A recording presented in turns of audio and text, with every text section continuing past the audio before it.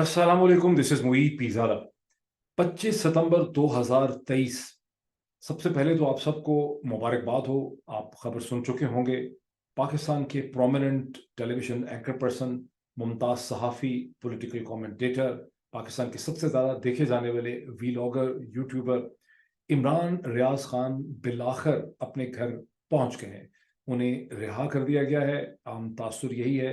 आम तासुर क्या हकीकत यही समझ आती है एज पर एनालिसिस के पाकिस्तान के रियासती इदारों की हिरासत में थे इमरान खान 4 महीने और अंदाजन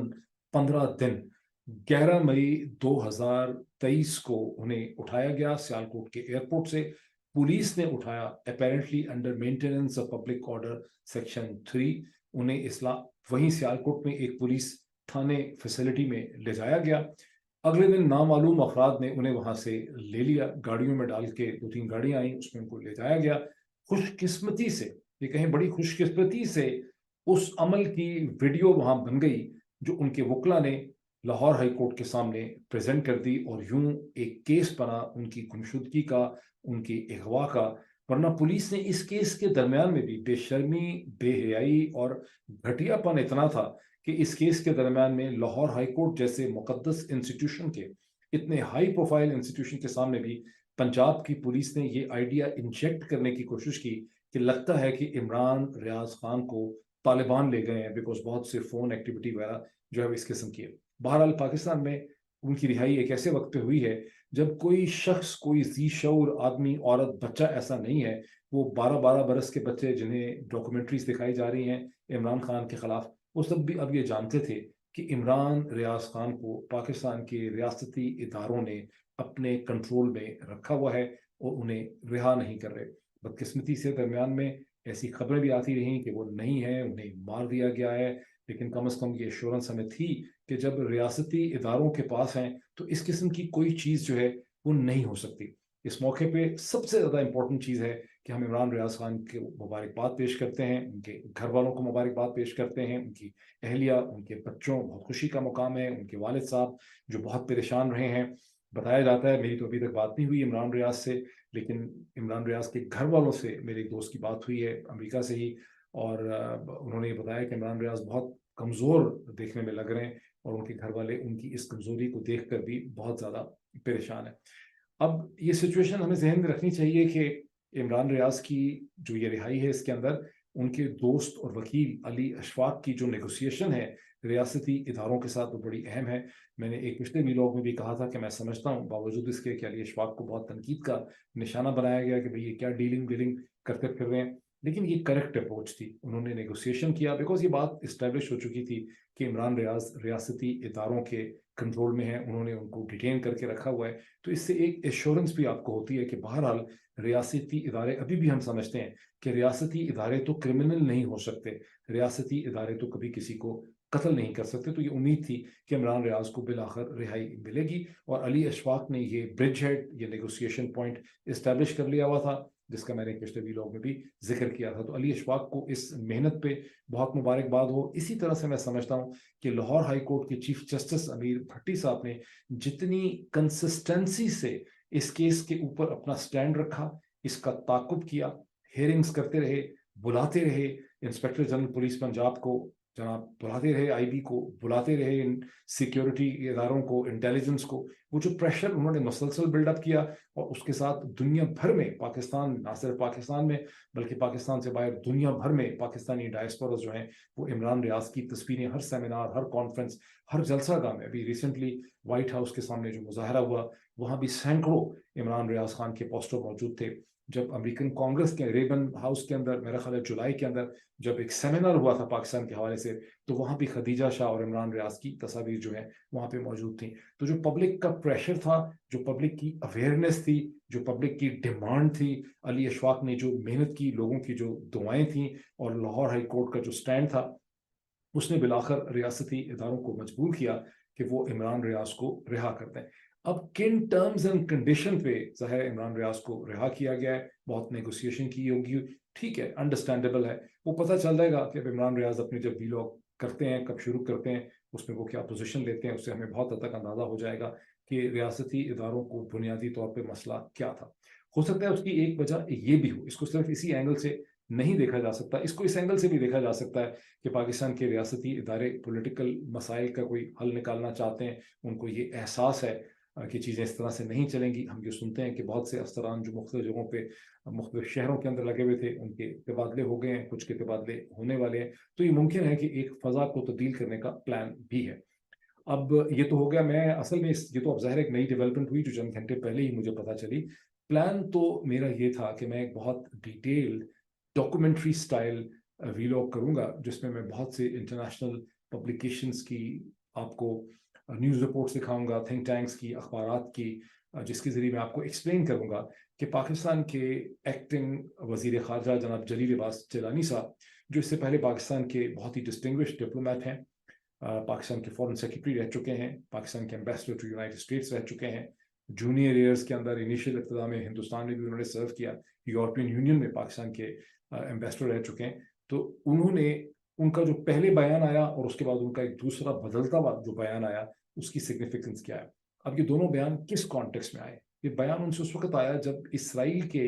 فورن منسٹر ایلی کوہن نے ایک اسرائیلی پبلیکیشن کان کو ایک انہوں نے انٹرویو دیا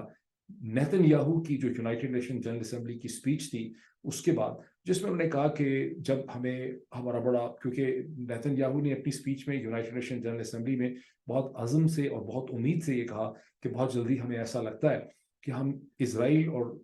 سعودی عرب کے درمیان ایک ہسٹورک ایکارڈ جو ہے وہ طے پا جائے گا. تو پھر اس کو ایکسپلین کرتے ہوئے اسرائیل کے فورن منسٹر نے ایک انٹرویو دیا اسرائیلی پبلیکیشن کو, جس میں انہوں نے ایک اضافی جملہ یا انفارمیشن یہ بھی دی کہ وہ یہ توقع کرتے ہیں کہ جب اسرائیل اور سعودی عرب میں ریلیشن شپ اور معاملات طے پا جائیں گے تو کم از کم 6-7 مسلم ممالک جنہوں نے ابھی تک اسرائیل کو ریکگنائز نہیں کیا, وہ بھی اسرائیل کے ساتھ فرینڈشپ ایگریمنٹ کر لیں گے, یعنی اسرائیل کو ریکگنائز کر لیں گے, سفارتی تعلقات بنانا چاہیں گے. اور اس کے بعد فوری طور پہ چہمہ گوئیاں شروع ہو گئیں کہ اگر بات ہو رہی ہے افریقہ کی اور ایشیا کی, تو پھر ظاہر اشارہ پاکستان کی طرف بھی ہے, اور اسرائیلی ایک بہت بڑی خواہش ہوگی کہ مسلم دنیا کی واحد جوہری طاقت جس کی بہت بڑی فوج ہے,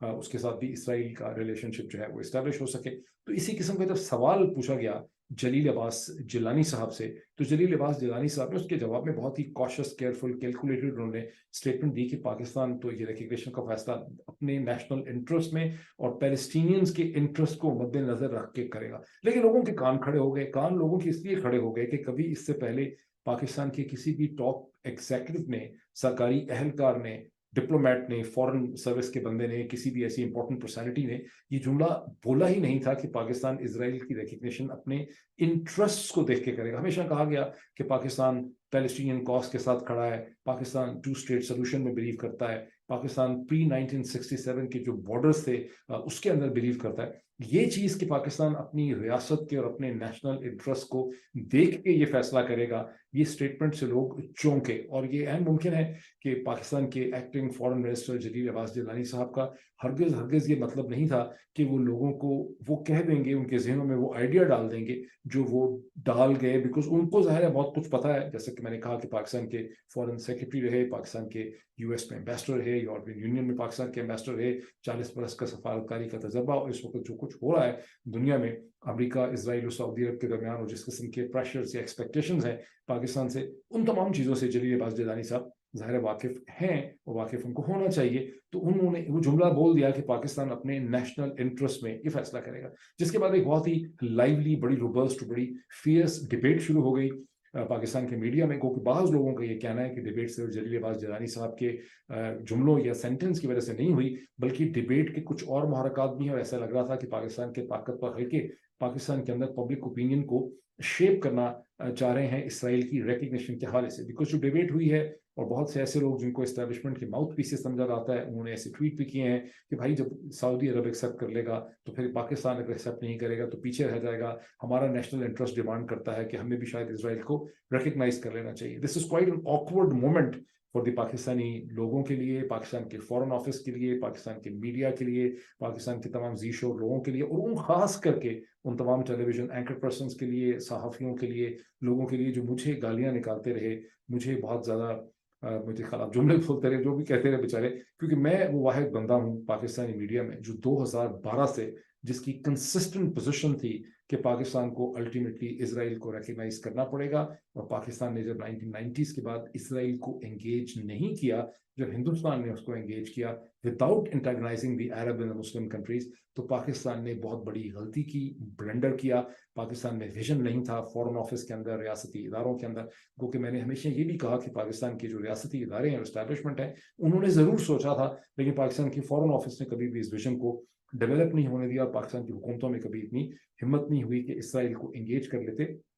میں نے بارہا اس خطرے کا اظہار کیا. 2019 میں بھی former prime minister Imran Khan کے ساتھ بیٹھے ہوئے بھی 40 جرنلسٹ تھے, تو میں نے عمران خان سے سوال پوچھا کہ جتنی تیزی سے عربز جو ہیں وہ اسرائیل کے ساتھ اپنی ریلیشن شپ بڑھا رہے ہیں, اس کی امپلیکیشنز تو پاکستان پہ بھی ہوں گی, تو آپ کی اس پہ کیا پوزیشن ہے؟ اور عمران خان صاحب نے وہاں پر ایک بڑا ٹکا ہوا اسٹیریوٹیپیکل جواب دیا, اور ان کے جواب دینے سے پہلے ہی وہاں پر ایک بہت ہی پرومیننٹ ریسپیکٹڈ پاکستانی ٹی وی اینکر ہے, انہوں نے عمران خان اور میرے دونوں پہ ہی چڑھائی کر دی. اور عمران خان کی میں سمجھتا ہوں ہمیشہ یہ مجبوری رہی کہ چونکہ مولانا فضل الرحمان اور بہت سے لوگ ان کے خلاف ایک پروپیگنڈا رکھتے تھے کہ عمران خان کی جو فرسٹ وائف تھیں جمائمہ گولڈ سمتھ جو ہیں, وہ جمائمہ گولڈ سمتھ چونکہ ایک جوش فیملی سے تھیں, چونکہ عمران خان جمائمہ کے بھائی کے لیے کیمپین رن کرتے رہے, تو ہمیشہ عمران خان پہ الزام لگایا کہ عمران خان تو جوش ایجنٹ ہے. پاکستانی سیاست اتنی ہی سطحی ہے, اتنی ہی گندی ہے, اتنی ہی لو کیلیبر کی ہے, جو کہ یہ مولانا فضل الرحمان کے الزامات سے آپ کو احساس ہوتا ہے, جس کی وجہ سے بہت سے ایسے فیصلے جو پاکستان کو کرنے ہوتے ہیں, یہ چیزیں سمجھنی ہوتی ہیں,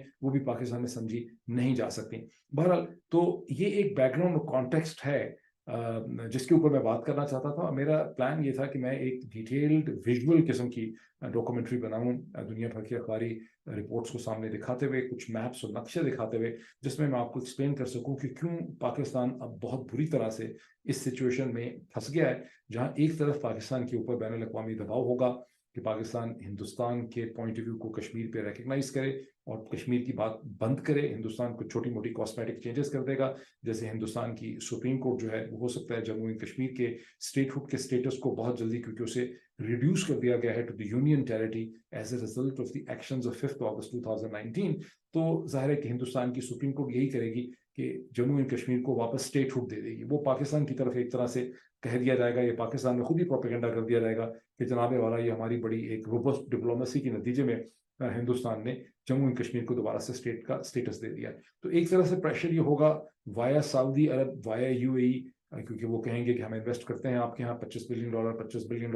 تو آپ انڈیا کی پوزیشن کو کشمیر پہ ایکسیپٹ کریں اور پاکستان کو اوپن کریں for Indian trade, investment, for Indian traffic towards central Asia. اور دوسری طرف یہ ہوگا کہ جب سعودی عرب ریکگنائز کر لے گا تو ایک پیکج ڈیل, وہ جیسے کہتے ہیں نا کہ buy one and get one free, Saudi Arab ایک پیکج ڈیل جو ہے وہ کر رہا ہے, اور اس پیکج ڈیل کے نتیجے میں پاکستان کو کوئی آپشن ہی نہیں ہے, پاکستان کو سعودی عرب کے ساتھ ہی چلنا پڑے گا اور اسرائیل کو ریکگنائز کرنا پڑے گا. یہ وہ کانٹیکسٹ اور بیک گراؤنڈ ہے جس میں جلیل عباس جیلانی صاحب نے یہ کہنے کی کوشش کی ہے کہ پاکستان کو مجبور نہیں کیا جا سکتا, اور پاکستان اپنے انٹرسٹ اور پیلسٹینینز کے انٹرسٹ کو مد نظر رکھ کے اسرائیل کی ریکگنیشن کا فیصلہ کرے گا. اس کو آپ سمجھیں اس کانٹیکسٹ میں. اگر میں نے اتنی لمبی تقریر نہ کی ہوتی تو شاید اس کانٹیکسٹ کو اپنا سمجھ سکتے کہ جلیل عباس جیلانی یہ کہہ رہے ہیں کہ مومنٹ تو آ گیا ہے, پریشر تو ہے, وہ ایڈمٹ کر رہے ہیں, لیکن پاکستان اپنے نیشنل انٹرسٹ اور اپنے پیلسٹین انٹرسٹ کو مد نظر رکھے گا. پاکستان اپنے کو رکھنا ہی چاہیے اپنے نیشنل انٹرسٹ کو, لیکن پاکستان نے اپنی بری ڈپلومیسی کے نتیجے میں, اپنے لیک آف ویژن کی وجہ سے اپنے ہاتھ اتنے کاٹ دیے ہیں. پاکستان کی اس وقت اکنامک سچویشن اتنی بری ہے کہ مجھے شک یہ ہے کہ پاکستان بہت اچھی کوئی ڈیل نہیں نکال سکتا. سب سے بڑا پرابلم تو یہ ہے کہ پاکستان کی تو ڈائریکٹلی نیگوشیشن اسرائیل کے ساتھ ہو ہی نہیں رہی. ہوتا تو یہ, اگر پاکستان ایک independent, self respecting, clever, smart, sovereign state ہوتا, جو کہ ہونا چاہیے تھا اور کبھی تھا بھی شاید, تو پاکستان نیگوشیٹ کرتا امریکہ کے ساتھ. پاکستان نیگوشیٹ کرتا امریکہ کے ساتھ ڈائریکٹلی, اسرائیل کے ساتھ وایا امریکہ اینڈ ویسٹ, اور اسرائیل کی ریکگنیشن میں اسرائیل کو انگیج کرتا, رادر دین کہ پاکستان بیچارہ لائن لگا کے پیچھے کھڑا ہے UAE کے اور سعودی عرب کے, اور وہ پاکستان کو اپنے اسٹریٹجک ریزنز کے اندر ایکسپلائٹ کر رہے ہیں. تو میں ایک ڈیٹیل ویڈیو پھر بھی اس پہ کروں گا, اور وہ ڈیٹیل ویڈیو میں یہ ایکسپلین کروں گا کہ یہ جو ٹرائلیٹرل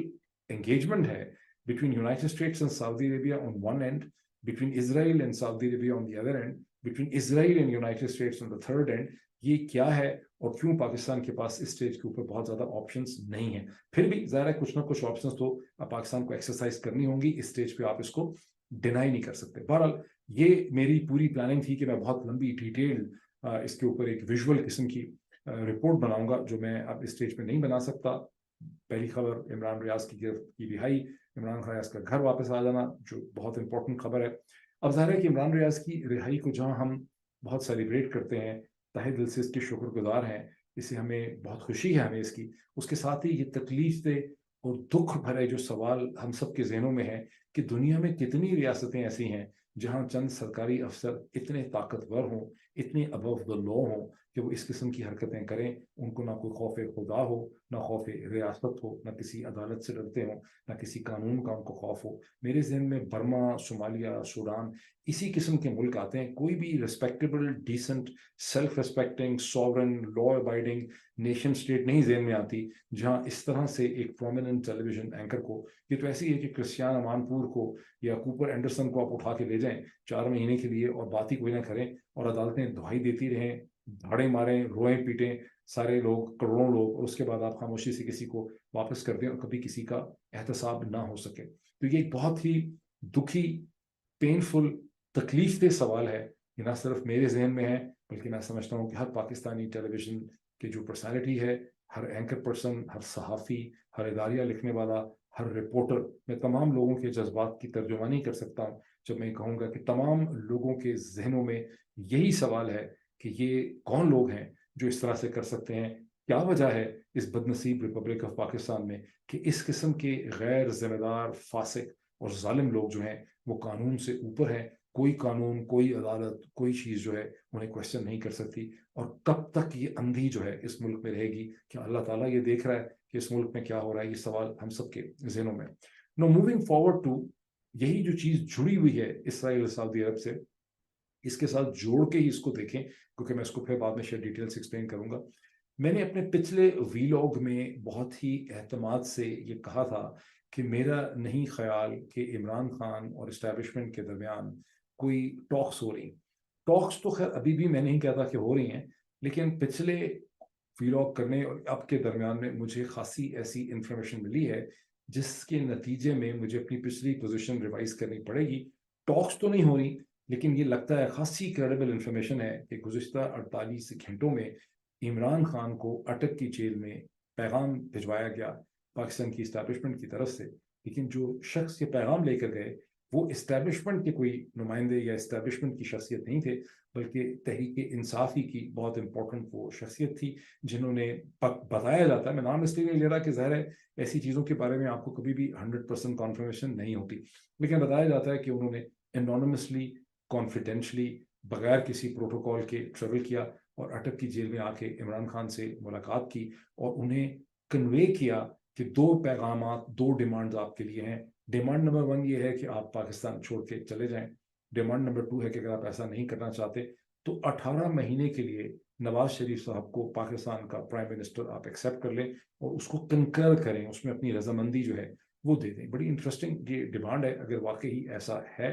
ये वही चीज़ है जिसके हवाले से गुज़श्ता 48 घंटे में ट्वीट्स भी हुए हैं, ट्विटर पे बहस भी है, जिसकी तरफ लोगों ने अपने वीलॉग्स में इशारा भी किया है। ज़्यादा इशारा चला गया मोहम्मद अली दुरानी साहब की तरफ। एक सोर्स का कहना है कि मोहम्मद अली दुरानी साहब ने भी इमरान खान से मुलाकात की है। मोहम्मद अली दुरानी साहब ने खुद इसे एडमिट नहीं किया। उन्होंने ये कहा था कि उन्होंने ऐसे लोगों से बातचीत की है जिनकी इमरान खान से मुलाकात हुई है, and on the basis of that उनकी अंडरस्टैंडिंग ये है कि इमरान खान कोई कॉन्फ्रंटेशन नहीं चाहते, वो एक फ्री फेयर ट्रांसपेरेंट इलेक्शन चाहते हैं, वो किसी के खिलाफ कोई बुग़्ज़ बदला नहीं रखते, वो उनकी कोई रेड लाइंस नहीं है, उनकी कोई माइनस लाइंस नहीं है, वो किसी से कोई इंतकाम नहीं लेना चाहते, लेकिन वो बेहतरी चाहते हैं। ये मोहम्मद अली दुरानी साहब का कहना था। बाद सोर्सेज ये कहते हैं कि ये मुलाकात और लोगों की नहीं हुई, बल्कि मोहम्मद अली दुरानी साहब ने भी जाके अटक के जेल में कॉन्फिडेंशियल तौर पर इमरान खान से मुलाकात की है। आप कभी भी ऐसी चीज़ों को 100% वाउच नहीं कर सकते कि वैसा हुआ। इसी तरह जो दूसरी बहुत ही अहम शख्सियत की मैं बात कर रहा हूँ जिन्होंने बगैर किसी प्रोटोकॉल के जाके इमरान खान से मुलाकात की है, जो मैसेज उन्होंने कन्वे किया। अब इमरान खान ने जवाब में उन्हें क्या कहा? इमरान खान ने उन्हें जवाब में कहा कि मेरा पाकिस्तान में है, जिंदा रहना मरना मेरा पाकिस्तान में है, मैंने पाकिस्तान ही में मरना है, मैं पाकिस्तान छोड़ के कहीं नहीं जा सकता, मेरे लिए बरतानिया, अमेरिका, कहीं पर भी जाना मुमकिन नहीं है, मैं यही हूँ। एक चीज़। दूसरी चीज़ ये है कि मैं इस किस्म की कोई डील नहीं कर सकता। मैं डिमांड करता हूँ free fair transparent election. Pakistan के लोगों को ये हक होना चाहिए कि वो अपनी लीडरशिप, अपनी हुकूमत जो है उसे आज़ादाना तौर पर मुंतखब कर सकें। ये एक सॉवरन नेशन है। ये वो चीज़ है जो खासे वसूख से लोग कह रहे हैं कि इसी किस्म का इंटरेक्शन हुआ है। मैं फिर भी इसको कहता हूँ कि ज़ाहिर 100% ऐसी चीज़ कभी भी जो है वो कंफर्म नहीं हो सकती। लेकिन फिर this brings us to the question कि ये नवाज शरीफ साहब को 18 महीने के लिए मौका देने का क्या मतलब है। इस पे मैंने ये सवाल लोगों से पूछा है कि इसका क्या मतलब है, और क्या नवाज शरीफ साहब को भी पता है कि उनके बारे में इस किस्म की प्लानिंग की जा रही है कि उनको सिर्फ 18 महीने के लिए प्राइम मिनिस्टर बनाना है। और मेरा ख्याल है कि अब चूंकि बात आउट हो गई है, शायद नवाज शरीफ साहब के कान में ये बात ना हो, लेकिन अब उनको बात पता चल गई है तो मामले में खटाई पड़ गई। लेकिन 18 महीने की लॉजिक, मंतक और तुक ये बताई जा रही है कि नवाज शरीफ साहब एक पॉपुलर प्राइम मिनिस्टर की हैसियत से उनको लाके दो किस्म के फैसले नवाज शरीफ साहब करेंगे। एक ये कि हिंदुस्तान के साथ जो प्रेशर है, और जिसकी खातर मैंने आपको कहा था in my videos of 3rd में starting from starting from 3rd मार्च 2022 से मैंने ये कहा था कि असल issue Hindustan Pakistan China relationship का है। तो एक तो नवाज शरीफ साहब आके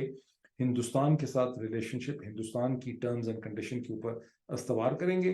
क्यों उनकी ज़रूरत है? इसलिए कि मोदी रजीम नवाज शरीफ साहब पे ट्रस्ट करता है और इमरान खान पे ट्रस्ट नहीं करता। तो समझते हैं कि नवाज शरीफ डिलीवर कर सकते हैं, नवाज शरीफ एक ऑनेस्ट डीलर होंगे, उनके साथ एक ऑनेस्ट डील उनको हिंदुस्तान को दिलाएंगे और उन पर एतमाद किया जा सकता है। दूसरी तरफ ये तस्वर है कि नवाज शरीफ साहब के सऊदी रूलिंग फैमिली के साथ बहुत बेहतर ताल्लुकात हैं। वो ताल्लुकात जो थे वो बहुत पुरानी बात हो चुकी है कि क्राउन प्रिंस मोहम्मद बिन सलमान और उनके वालिद साहब के साथ भी उनके बहुत अच्छे रिलेशनशिप हैं। हमें नहीं पता, कोई एविडेंस हमने इसकी नहीं देखी। बहरहाल एक और तासुर ये है कि जो वाया सऊदी अरब जो डील होनी है इसराइल की रिकग्निशन की, और उसमें जो SFIC के थ्रू पैसे आने हैं, जिसका बहुत चर्चा किया गया। चर्चा तो ऐसे किया गया है जैसे पाकिस्तान कोई बहुत business innovation out of box किस्म की चीज़ लाने लगा है, लेकिन अब पता ये चल रही है कि बेसिकली एक जियो स्ट्रेटेजिक डील है जिसमें हिंदुस्तान और इसराइल के मामला जब तय पा जाएंगे तो in return Saudis and Emiratis 25-25 billion dollar की जो उनकी कमिटमेंट है वो पाकिस्तान में उसको इन्वेस्ट करने के लिए तैयार हो जाएंगे।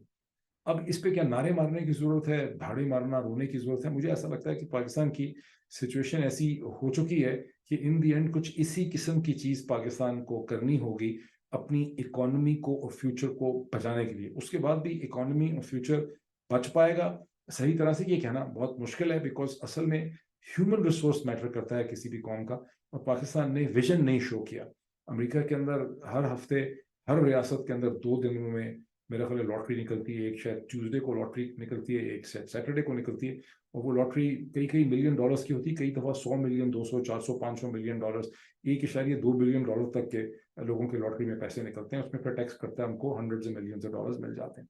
अखबारात भरे पड़े हैं उस एनालिसिस से और सर्वे से और रिपोर्ट से, जहाँ लोगों ने रिसर्च करके अखबारात ने उन लोगों की ज़िंदगी को ट्रैक किया है जिन्होंने आज से 10 साल पहले, 15 साल पहले, 20 साल पहले 500 मिलियन डॉलर या 200 मिलियन डॉलर की उन्होंने लॉटरी जीती थी। उनकी ज़िंदगी बदल गई थी, उन्होंने बड़े बड़े घर बना लिए, बड़ी बड़ी गाड़ियाँ, दौलत, सब कुछ उन्होंने कर लिया। रिसर्च ये शो करती है कि लॉटरी के इनिशियली उनकी बड़ी एक्साइटमेंट रही, लेकिन बाद में चूंकि उनके अंदर कोई ह्यूमन स्किल नहीं थी, उनके अंदर नॉलेज नहीं था, उनके अंदर वो कैपेबिलिटी नहीं थी, उनके अंदर वो जीनियस नहीं था जो आपको बिल गेट बनाता है या इलॉन मस्क बनाता है या जेफ बेजोस बनाता है। तो बाद में वो लोग उनमें से अक्सर बाद में गरीब हो गए, आपस में एक दूसरे को उन्होंने मारा, पागल हो गए, डिप्रेशन का शिकार हो गए, और अक्सर औकात वो बाद में गरीब भी नहीं रहे, उनकी ज़िंदगी बहुत ख़राब हुई। सो बावजूद इसके कि उनको हंड्रेड्स ऑफ मिलियन डॉलर मिल गए थे, चूंकि उनके अंदर ह्यूमन कैपेबिलिटी नहीं थी, इसलिए उसे हैंडल नहीं कर सके। तो असल में जो चीज़ मैटर करती है कौमों के अंदर,